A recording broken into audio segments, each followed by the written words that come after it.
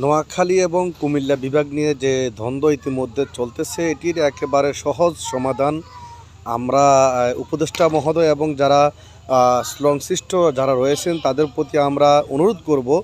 নোয়াখালী বিভাগ নিয়ে এবং কুমিল্লা বিভাগ নিয়ে যে দ্বন্দ্বটা চলতেছে, এই দ্বন্দ্বটা নিরসন করা খুবই দরকার। কারণ আমরা চাই যে আমরা দুই জেলার মানুষ, পাশাপাশি জেলা, আমরা যেন ভালো থাকতে পারি, সুন্দর থাকতে পারি, সবাই সবার সাথে মিলেমিশে থাকতে পারি। তো আমার পরামর্শ হবে উপদেষ্টার প্রতি, যদি আগামী জাতীয় সংসদ নির্বাচনের আগে আপনি বিভাগ ঘোষণা করার আপনার ইচ্ছা থাকে, আপনি একটা কাজ করতে পারেন, সেটি হচ্ছে নোয়াখালী বিভাগে আপনি ঘোষণা করতে পারেন এবং কুমিল্লা বিভাগে আপনি ইচ্ছা করলে ঘোষণা করতে পারেন। সহজ উপায় সেটি হচ্ছে কুমিল্লা যখন ঢাকার সাথে একেবারে কুল ঘেঁষে, ব্রাহ্মণবাড়িয়াও ঢাকার কুল ঘেঁষে, হ্যাঁ, তো এই দুই জেলাকে তাদের সাথে আপনারা নেগোসিয়েশন করে আপনারা তাদেরকে ঢাকার সাথে নিয়ে যেতে পারেন। কারণ ঢাকা বিভাগটা হচ্ছে দেশের প্রত্যেকটা বিভাগের নাবি এবং ভিআইপি বিভাগ।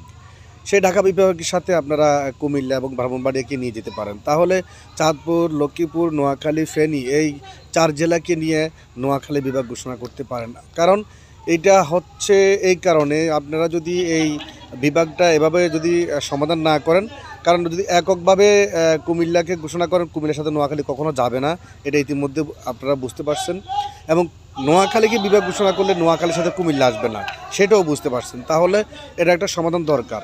হয়তোবা কী করতে হবে আপনাদেরকে, যেভাবে আছে এভাবে চট্টগ্রামের সাথে থেকে যেতে হবে, আলাদা করা যাবে না। আর আলাদা করতে হলে এই দুটা পথ, একটা হচ্ছে ঢাকার সাথে ব্রাহ্মণবাড়িয়া কুমিল্লাকে নিয়ে যাওয়া, আরেকটা হচ্ছে ব্রাহ্মণবাড়িয়া, কুমিল্লা, চাঁদপুর মিলিয়ে একটা বিভাগ, নোয়াখালীর যে বৃহত্তর নোয়াখালী নিয়ে একটা বিভাগ, এটা করতে পারেন। আপনারা এভাবেই আগান, না হয় এইভাবে দাঙ্গা হাঙ্গামা লাগিয়ে বিভিন্ন ধরনের এই দুইটা জেলার মধ্যে বিভিন্ন ধরনের উস্কানিমূলক এক একজনের কথা বলে এক একটা নিয়েই দ্বন্দ্ব লাগানো, এটা দরকার নেই। আমি মনে করি এভাবে হলে জিনিসটা একেবারে সহজ হয় এবং সমাধান হয়। ধন্যবাদ।